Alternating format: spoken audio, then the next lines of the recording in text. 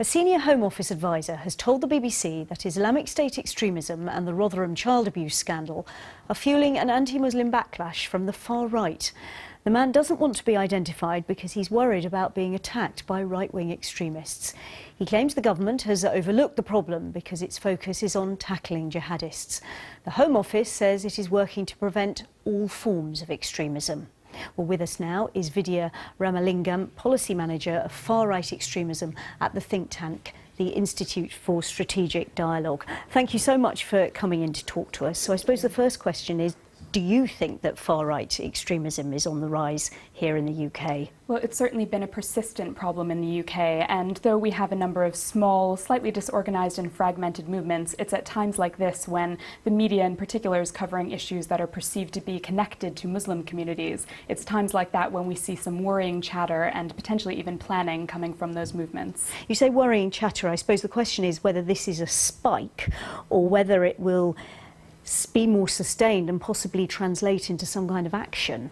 Well, the problem with far-right extremism is that it's always persistent and it's always there. It's at moments like this when we need to be worried about the potential for violence. Generally, they don't actually have the capacity to carry out large-scale acts of violence. It's a very different problem from Islamist extremism. So it's during these moments that we need to be watching them a bit more closely and looking at the ways in which we're interacting with them. You say them. Are we talking about individuals or groups? We're talking about both. And particularly when it comes to the far right, we do have groups, but as I mentioned, they're incredibly disorganized. So our main worry is also individuals that are inspired by those groups that may use some of the concerns that they're reading about in the media to justify their own intentions. And do you have any idea how many people we might be talking about? It's a very difficult thing to talk about in the UK. There's no academic research that gives us a firm set of the numbers. However, you can tell by social media, by doing social media analysis, you can see the spike in chatter. We have some stats from the Tell Mama organization, which has been tracking anti-Islam harassment and abuse, and there has been a spike in the last month.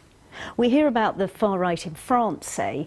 How does the UK compare to the rest of Europe with this kind of problem? Well, in the UK, and particularly if we're talking about extreme right movements, so these are violent groups, these groups are quite small. We're talking about a very small amount of numbers, and actually there is very little capacity for organized crime. That said, there's a higher potential for individuals that may just carry out these acts of violence on their own and may simply be inspired by the narratives that they're seeing from that they're reading online and that they're hearing from these groups. And in your view, are the authorities taking the problem seriously enough, or should they be doing more?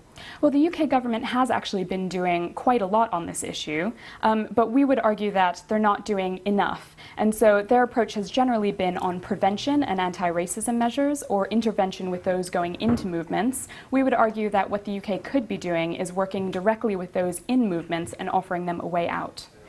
Vidhya Ramalingam, we've got to leave it there, but thanks for coming in to talk to us from the Institute for Strategic Dialogue. Thanks. Thanks.